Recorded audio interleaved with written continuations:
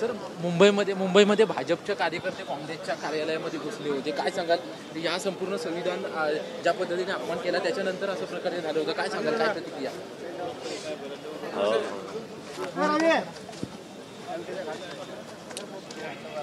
Sir मुंबईमध्ये भाजपचे कार्यकर्ते काँग्रेसच्या कार्यालयामध्ये घुसले होते, काय सांगाल? या संपूर्ण संविधान ज्या पद्धतीने अपमान केला त्याच्यानंतर असं प्रकारे झालं होतं, काय सांगाल? काय प्रतिक्रिया?